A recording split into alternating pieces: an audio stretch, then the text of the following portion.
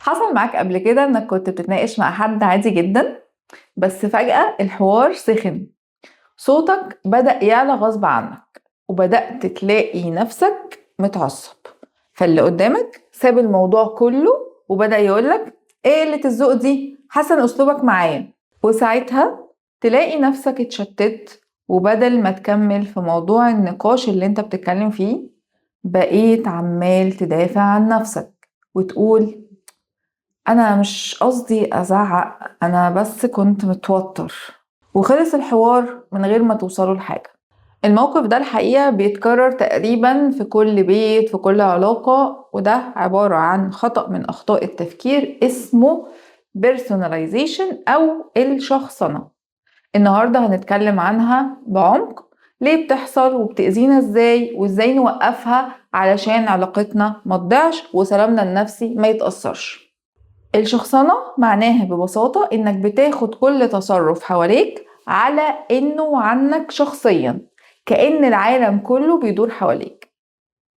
مرة كنت في جلسة مع زوجين، الزوج بيقول هي لما بتسكت واحنا بنتكلم بحس ان هي مش طايقاني.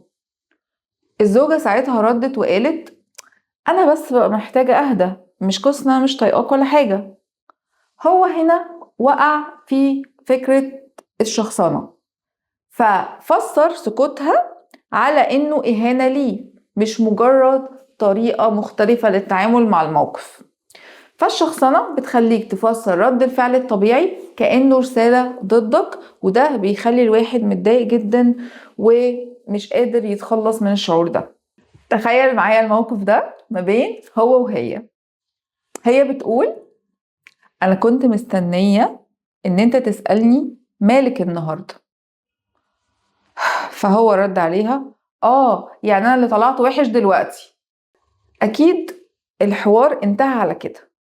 هي كانت بتعبر عن احتياجها وهو فسره على انه اتهام، وده جوهر الشخصنة، تحويل الاحتياج الى اتهام وتحويل المشاعر لمعركة. قصة بالفعل حصلت في العيادة. بتشتكيلي من ابنها المراهق، بتقول هو بقى ما بيكلمنيش خالص، وكل ما اقوله اتكلم معايا بيقولي مفيش حاجة، ولما سألته ليه قال لي كل مرة بتكلم معاكي بتحولي الكلام ضدي. كل مرة كان بيعبر فيها عن رأيه أو إن هو متضايق، الأم كانت بتشخصن الموضوع وبتقوله إيه؟ يعني أنا أم وحشة؟ يعني أنا اللي مقصرة؟ فالولد قرر يسكت، وساعتها بدأ التباعد النفسي ما بينهم. ده اللي بيحصل بين الأزواج وبين الأمهات والأولاد، بين الزملاء. كل واحد بيبدأ يخاف إنه يعبر علشان اللي قدامه هيبدأ ياخد الكلام على نفسه. ليه بنشخصن أصلا؟ الجذر بدأ في الطفولة. الطفل اللي كان كل مرة بيعبر عن نفسه، نفسه يعبر عن نفسه، فبيبدأ يسمع كلام عيب، ما تردش، مش ناقصين نكد، اتكلم بأدب. فبدأ يكبر على ان فكرة التعبير عن المشاعر غلط، فبدأ يتعلم ان هو يكبت وما يعبرش. ولما حد بيبدأ يعبر قدامه ويتكلم عن مشاعره بيخاف وبيبدأ يفهمه على انه هجوم عليه، يعني بيعمل اللي اتعامل معاه وهو صغير. شاب في الثلاثينات كان دايما بيتخانق مع خطيبته، كل مرة تبين له ضيقها يرد بعصبية ويقول كل حاجة عندك أنا السبب فيها. لما قعدت معاه واتكلمت معاه ورجعنا لطفولته اكتشفت إنه كان دايما بيتحمل ذنب مشاكل البيت، وكان بيسمع جمل زي بطل تعمل كده، شوف أخوك أحسن منك ما بيعملش زي ما أنت بتعمل. فكبر على نمط نفسي اسمه اللوم الداخلي المزمن، فبالتالي ده خلاه أي نقد بسيط حتى لو مفهوش مشكلة بيتحول عنده على إنه تهديد لذاته. فهو مش بيتخانق معاها، هو بيتخانق مع صوته الداخلي القديم اللي كان دايما يقوله أنت غلطان. إزاي يتعامل مع الشخصنة؟ الحل في 3 مستويات. أولا الوعي الذاتي.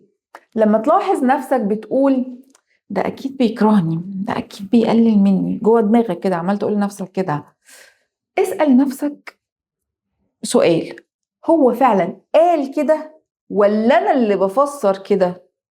على سبيل المثال، موظفة كانت متأكدة إن مديرتها مش طايقاها، لأن هي كل يوم الصبح لما بتدخل المكتب هي ما بترحبش بيها، ولما واجهتها فالمديرة قالت لها أنا ببقى معايا مكالمة فببقى مش عارفة إن أنا أرحب بيكي كويس، فده مش قصدي إن أنا يعني إن أنا ما كنش مهتمة.